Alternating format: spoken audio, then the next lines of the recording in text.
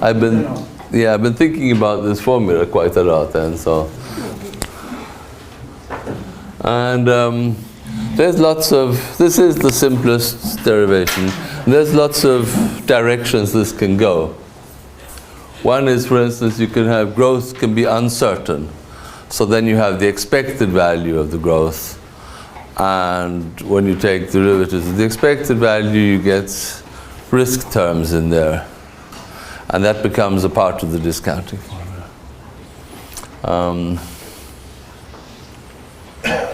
You can have maybe a discussion.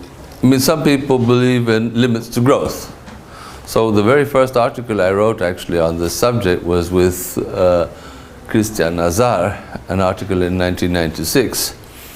And we said that suppose there are limits to growth, the economy grows at 3% as it's doing like now. But then only does that until it gets 10 times as big. When it gets 10 times as big, it stops growing. So sort of logistic path. So we assume that. That's quite an arbitrary assumption. And we did lots of other good things in that article also. We disaggregated the world into rich and poor people, which is, I'll show you, I think has some nice effects. So this is the social cost of carbon here. And we were arguing against Nordhaus, who had like $7 a ton in the 1990s. And we had like somewhere around 250, depending on a number of parameters. And we had changed two things. We used Nordhaus model for just about everything except two things. First of all, we corrected he had a model of how fast carbon disappears in the atmosphere that was wrong. It didn't matter that it was wrong, because with his discounting, nothing matters that is after 50 years anyway. So but we corrected that, and then we also changed the discounting to reflect the idea that growth would stop when we got 10 times as rich. And then we had divided up the world's population into rich people and poor people. So three things that changed, and the rest were Nordhaus's assumptions. And so instead of getting $7 a ton, we got this, well, a lot of different values here, somewhere between 50 and 500, but all much higher than 7 anyway. And so the reason why we get lots of different values depends very much on this number here, eta. Because we're going to get richer. We decided we put this very low. We put this to 1%. I think Christian wanted to have it at 0. I wanted to have 1%. Anyway, I don't remember. We had a very low number there. And we had this number was 3%, and it was stopping after it was falling to 0. But still, this parameter turned out to be important, but in two ways. That's the nice thing here. So, if you say that ether is high, which is one of the tricks that Nordhaus sometimes uses, he says, oh, well, I mean, and lots of economists do this, say, well, ether is very high, so when people get rich in the future, nothing matters, because the rate at which they don't care about money is like falls very fast. Everybody with me on this marginal utility of, well, rich people, you noticed, have you had dinner with a really rich person sometimes? You agree it doesn't matter. If he pays the bill, he won't notice. Yeah. So the question is, how fast does your utility of money fall when you get richer? And basically, if eta is 0, we can just talk about eta here. If eta is 0, then $1 is $1, right? That's like rich people, everybody cares the same. $1 is always $1, even if you're very rich. So that's the way we calculate GDP and everything. Okay? I mean, that's $1 is $1. So then, then there is, the Ramsey formula really goes away, and you only have impatience here. Because we get richer, it doesn't matter for discounting. Then you might have, eta might be 1.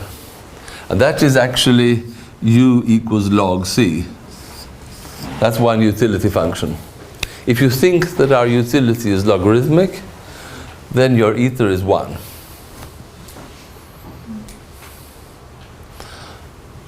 And then, if you think eta is 2, then I think you're pretty extreme, because that means that rich people really don't care at all. So in that case, well, why not take their millions and give it to the poor? This becomes quite a strong argument for socialism over here, if you think eta is going to get high. So,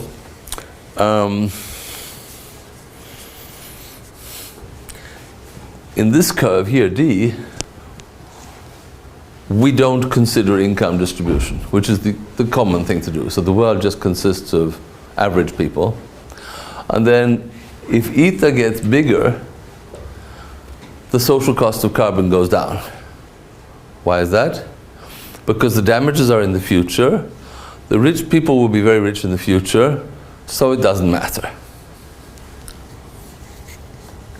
However, we have, if you're going to tell me, if you're going to tell me that our grandchildren will be rich, and so it doesn't matter if they have costs. If you think that rich people don't care about costs, then surely you must care a lot about poor people, because you basically believe over here.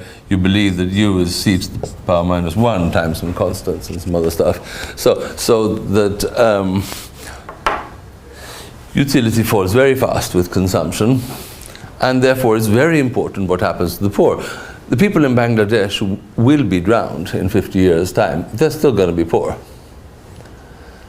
So if you divide the world up into rich and poor people, then with a higher eta, then the values start rising again. And that's because we care so much about the poor. So this is a nice article, I think. Anyway, it all hinges, I mean, the critique against that article would be that there are, that there are no limits to growth. And there's a debate about this. Are there limits to growth? And you could say clearly there's limits to growth because the planet is finite. But you could also say that clearly no, because human imagination is limitless. We can always imagine computer games that are funnier than the computer games that we already have.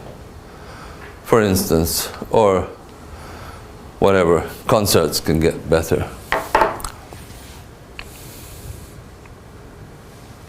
But I kind of buy that argument, so I have to confess I am an economist. I think that we can have growth forever. But the kind of growth I'm believing in is nicer concerts and funnier computer games. It's not more cement and faster cars. So I think that much of the growth that we have, it's going to be growth in some sectors and not in other sectors. And so therefore, I basically think that, okay, I'll accept the idea that we'll have growth forever, but then we're going to have a constant change in the composition of income. The composition of growth is going to change over time, and therefore relative prices are going to be very important. So I think that relative prices are crucially important, not just a detail, right? And all this means that if you thought that stuff was complicated, now it starts, because we would really need several sectors, but we haven't managed to do that yet. But 2 sectors kind of gets complicated already. Suppose there are 2 sectors. One is ordinary consumption goods. C stands for consumption, or cheese, for instance. And E stands for environment here, which might be coral reefs. The coral reefs are not going to grow, right? They're probably going to go away. The best we could hope for is that they stay constant And so we do the same stuff as we did before. But now, utility is a function of C and E. And the formulas kind of explode. That's why I needed Michael Hole to help me. Because we can do the same Ramsey stuff, and we can define the relative price of the environment. It's a virtual price, because the environment is a public good. So it's kind of, but still, you can think of it as a relative price. It's the marginal utility of the environment divided by the marginal utility of C, which is kind of like money here, if you like. So the relative change in this price is this. And we're calling that P, and you're going to see that P will turn up. And we choose, this function over here is called constant relative risk, what's the A? Aversion. Constant relative risk aversion.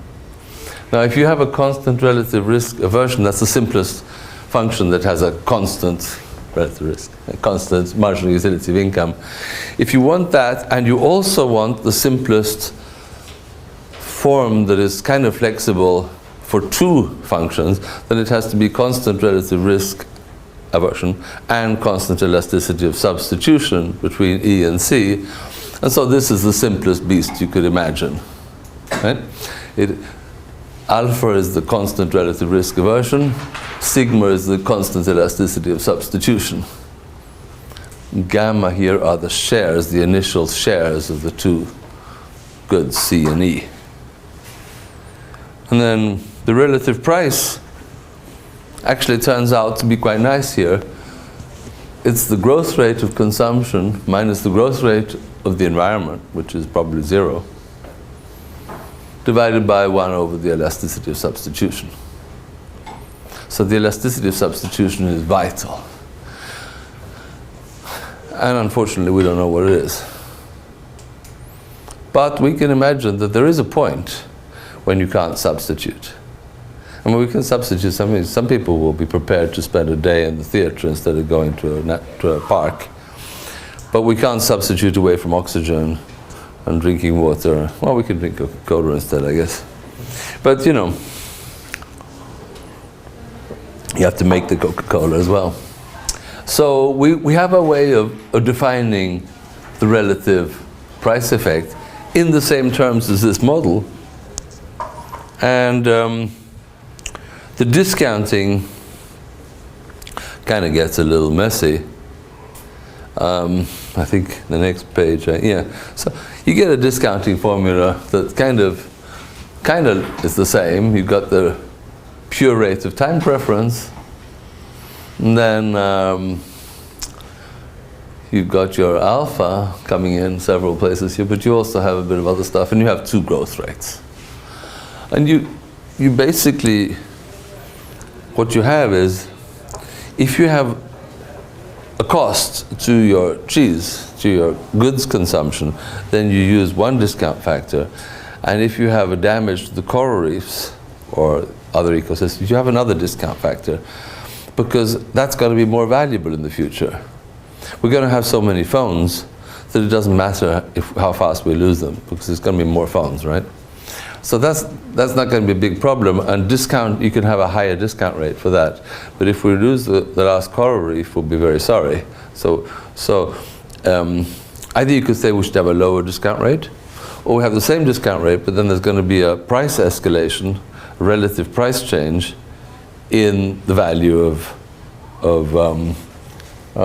coral reefs, so that the value of a coral reef disappearing in 2100 will be discounted first, that is divided by 1 plus r to the power t, but it will also be revalued with a price escalator. So the conclusions of this piece of theory is that relative prices are crucial in the long run, and they complement discounting. And the discounting actually becomes non-linear, so it's kind of, because the composition of the economy is changing, and you discount consumption goods more, consumption goods are becoming more and more, but their value is shrinking. And so they're becoming less important, and the coral reefs and our ecosystem becoming more important in the future.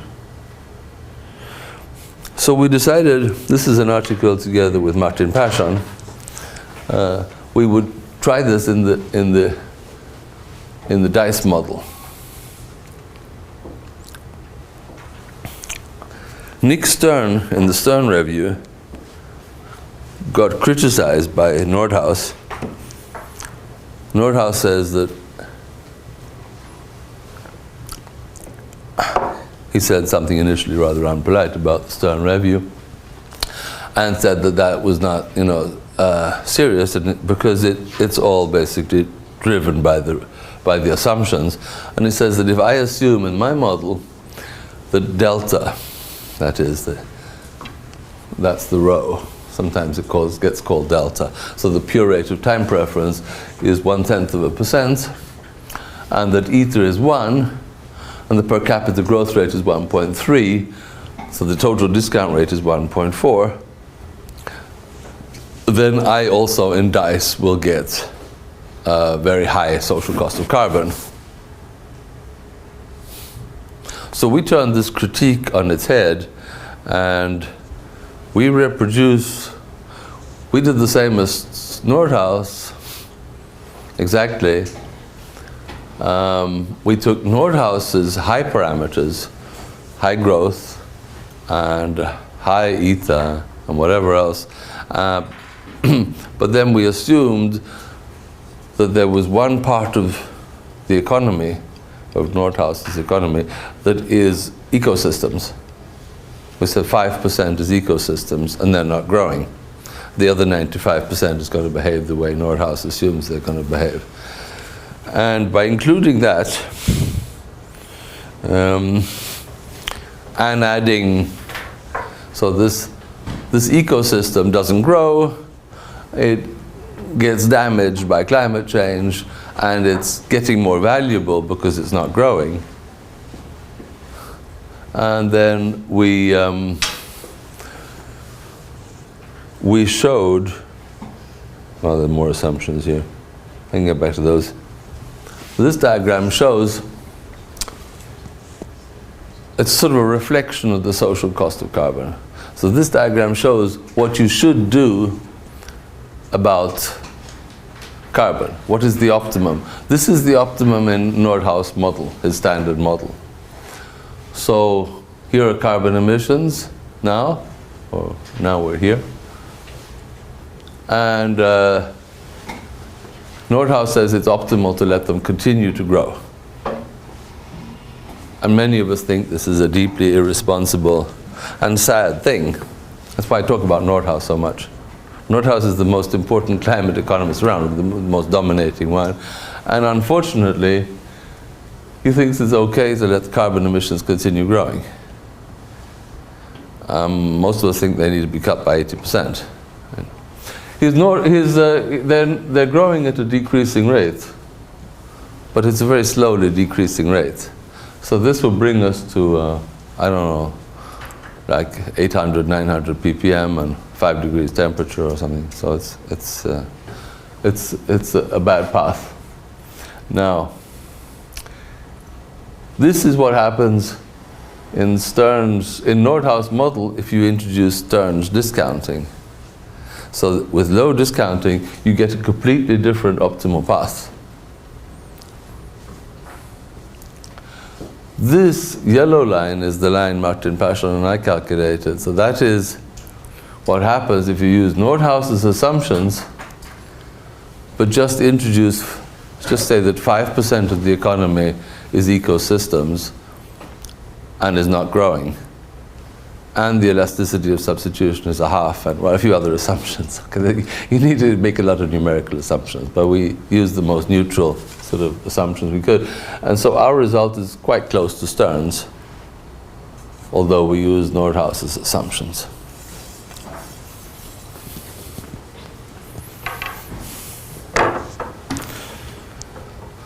Are you feeling happy or like overloaded or what's? A lot of formulas, I know.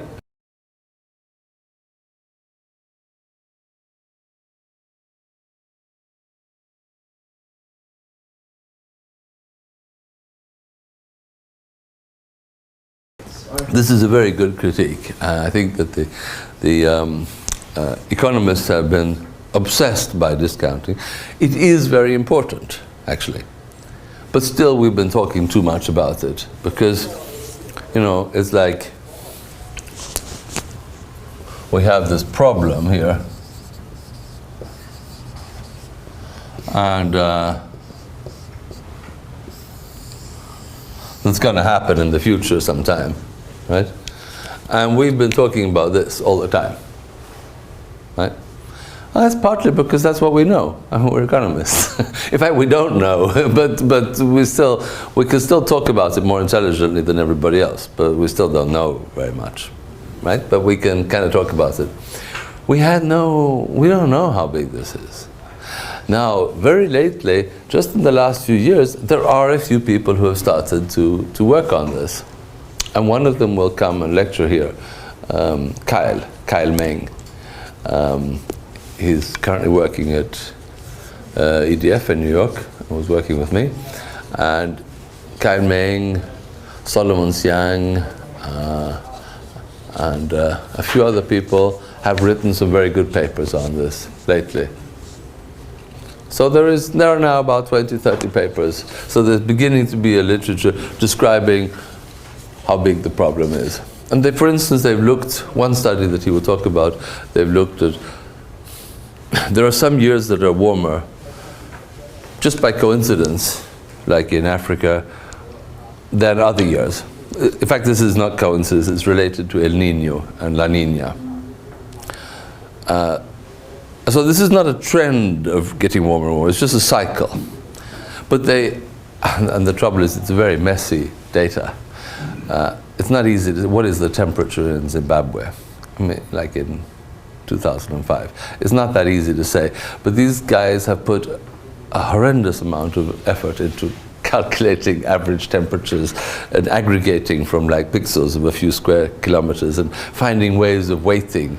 Which you need to know, you know, is it the temperature in the desert or in the sea, or what do you want to actually add up, and how do you do the averaging? They've done all that work, and they've looked at the damages by looking at, for instance, the number of conflicts, number of wars, percentage growth in GDP and so on, and they've showed that warmer years you get lots of trouble and less growth, and cooler years work better, right? Mainly in Africa, mainly in poor and hot countries, I should say. Whereas in Sweden it doesn't make much difference. Right? Okay. So we are beginning to, you know, to get some, and that's going to be very important. And I mean, these two of course interact, particularly if it's the growth rate that is affected, then they interact. So but we haven't got, I mean, this is just the last few years. So there's much more work on the discount rate. But it's a good, you know, it's a good critique. So most of the time what we do is we just assume a quadratic damage function. And we sort of say, oh, well, suppose 2 degrees costs us 2%, and then we kind of put in a quadratic function and that's it. Not very intelligent. Well, I mean, that's the typical thing to do. Yeah. I mean, what we assume here is it's a percentage of the sector GDP of our sector, our ecosystem sector. That's what we're assuming there. Well, sort of, but we adapt those assumptions to apply to one sector. Yeah. So, I think here I have about some of the mechanics of how these discount rates work. I'll be glad to show anybody. I'll skip to, there's still 2 more papers I want to tell you about. So this is the Science article here. And this is another completely different mechanism. I have it, and you can hand it out later, or you can look it up and you can send it around or something. This is an article showing that if there is uncertainty about the growth rate, then the discount rate should fall over time. So the point of this article is to say, that if G is uncertain, then RT should be falling over time.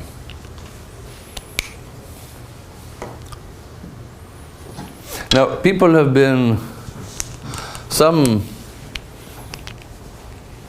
of my friends, some environmentalists have said, oh, well, let's have a low discount rate for environmental projects.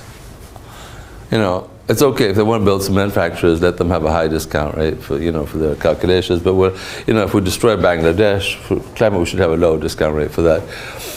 But that comes inconsistent. If you have a low discount rate in one sector and a high discount rate in another sector, then that's not consistent.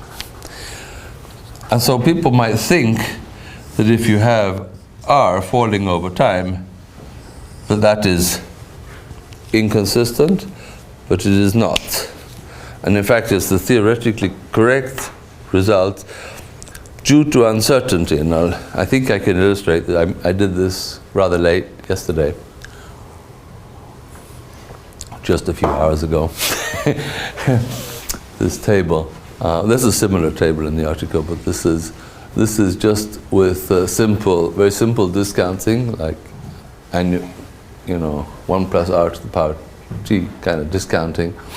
Suppose the discount rate is 1%, and here we have 1 year, and then we want to know what is the value today of $1,000 problem 1 year away. Well, then you have 1,000 divided by 1.01. That's that number there, 990. If you have 4%, it's 961.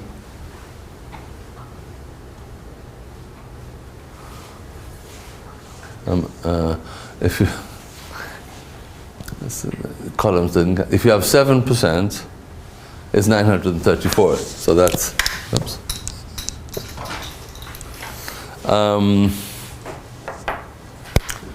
Now, the last column over here is, suppose you don't know if the growth rate is going to be 1% or 7%. For the purpose of a calculation, we assume it's 50% chance that it's 1 and 50% chance that it's 7. So that's kind of easy in an Excel sheet. You just take half of this plus half of that, and you get 962. And the interesting thing is that's not exactly the same as 4%, because that's 961. So a 50% chance of 1% growth and a 50% chance of 7% is not the same as 4.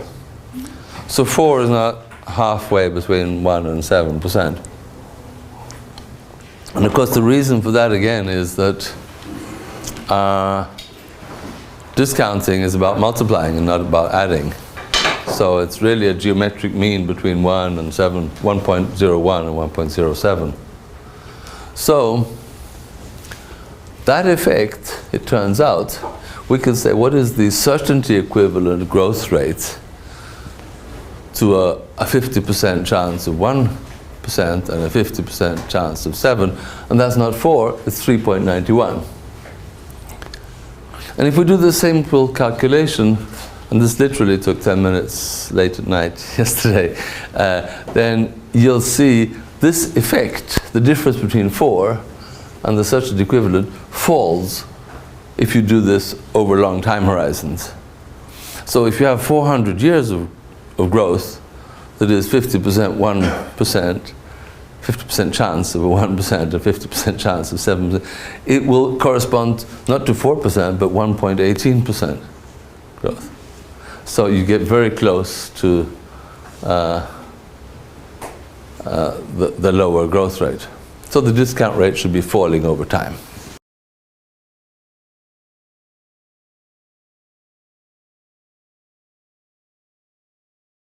Yes, and we have some discussion of what happens if there are, if growth rates are a little bit sticky, if there is, this stuff can get more complicated. This is the very simplest, just to give the intuition of the if you actually have, you can have theories about how growth rates will change and how they will depend on, if there is like path dependence in the growth rates or not.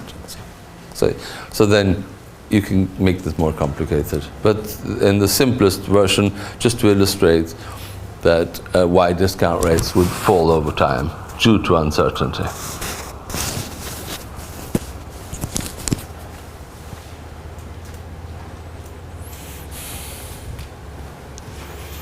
So, a number of countries have actually started to implement this. Most importantly, the United Kingdom now has a discount rate for long-run projects that, the first few years you use 3.5% and then gradually down to 1%. And France has this, and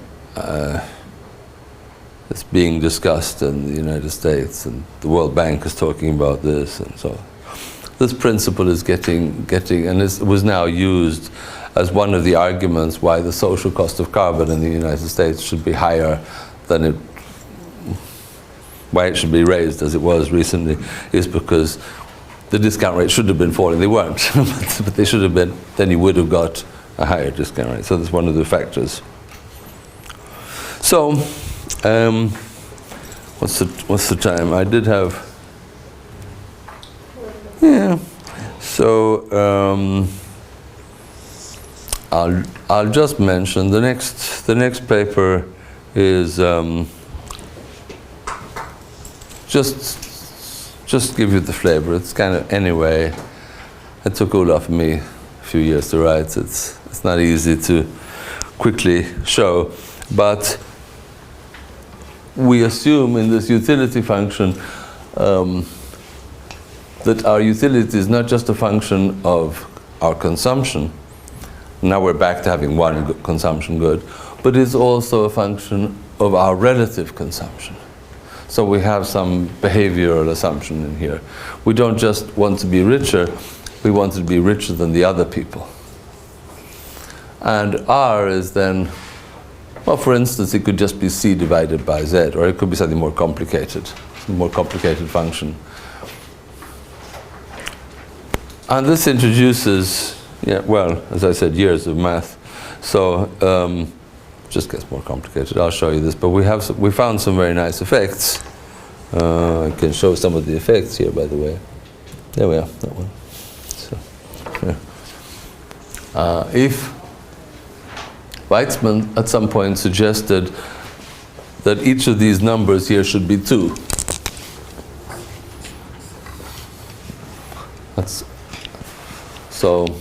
That's one suggestion. If each of them is 2, then the discount rate would be 6%. And then if we show that if you have positionality, that is, over here, you just care about the amount of cheese you get, your own salary.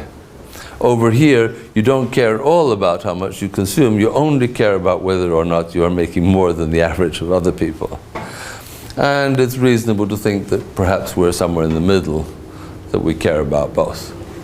So if we care about both, then the discount rate with those parameters, 2, 2, 2, with this parameter here, then we should be somewhere between 4 and 5% instead of 6%. So it lowers, that depends on the functional form, elasticities of substitution and stuff. So it's a fairly important factor, lowering the discount rate by 1 or 2%.